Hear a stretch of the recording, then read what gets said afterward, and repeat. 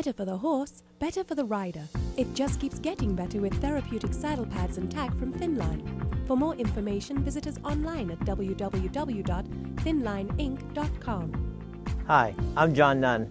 I'm the owner of Bitterbird and Saddlery, and today we're going to talk a little bit about saddle pads.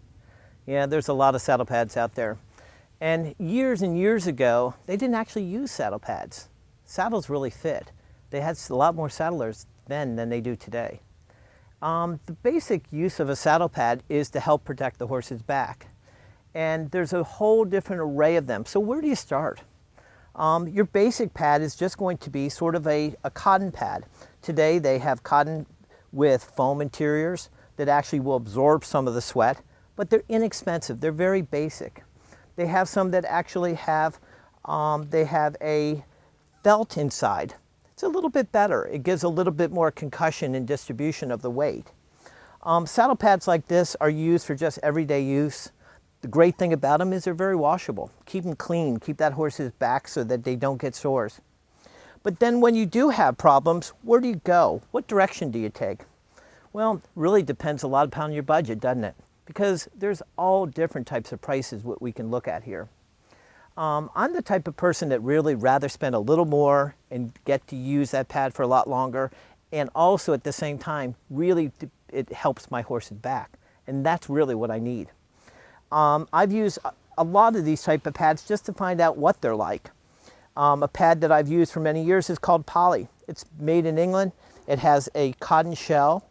It has a very polyfill interior that actually molds around your horse, and it doesn't actually need any billets.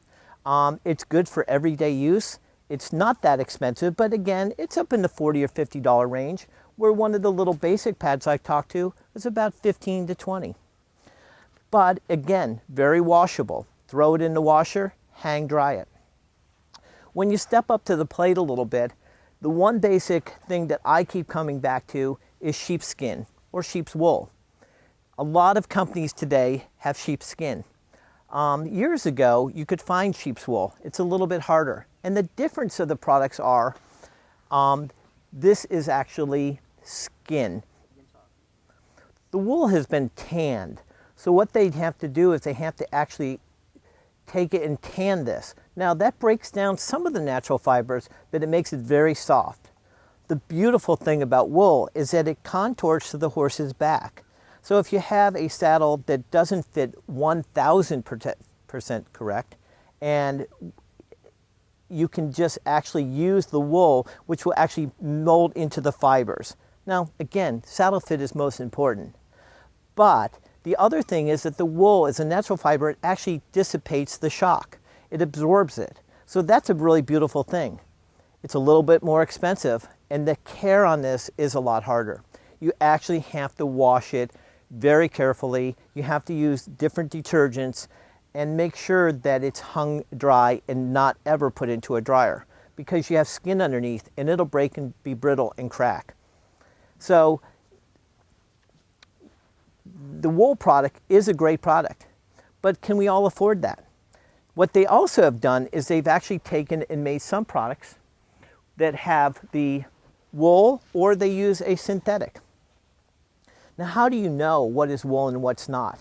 Basically, if you pull from underneath, you can see whether or not you have skin. This particular pad has the wool, but it also has a built-in sort of a shock absorber. There is another company that has come out with a basic shock absorber. What they found was that when you drop say a golf ball onto this product, instead of it bouncing, it actually lands and doesn't move. It dissipates the shock, which is a great thing. It just literally takes it and puts it throughout the pad instead of your horse's back. Now there's certain pads and certain times when you need things that are made of foam. The problem is with foam is it puts the shock in and it bounces right into that horse's back. But sometimes your saddle needs to be lifted from behind. There's nothing you can do. Sometimes there's needs when you need lift your saddle a little bit all the way around, or maybe from behind, or maybe in front. And you have to go to something like this. Make it temporary, because you don't want it to be too long. There's other pads that have built in, this company again has built into saddle pads that have the sheep's wool with that shock absorbing inside of it, right here down the spine. The one thing, each pad is a little bit different. And when you're looking at saddle pads, make sure that you think about your horse's conformation, because every horse is different. If you have a horse that actually is, has a very high wither, think about getting a saddle pad that actually has been built up and have high withers in front, that it contours already. If you have a horse with a low wither, you can get away with a straight pad that doesn't do that. But if you got the high wither, that saddle pad is really going to pinch on that horse if you get a straight pad. They've really looked at saddle pads a lot over the last few years, and they've looked at design and the conformation of the horse. It really does help. So saddle pads is not an art.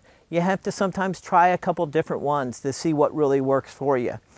And you can get all sorts of prices. You can get a really good saddle pad for not a lot of money sometimes.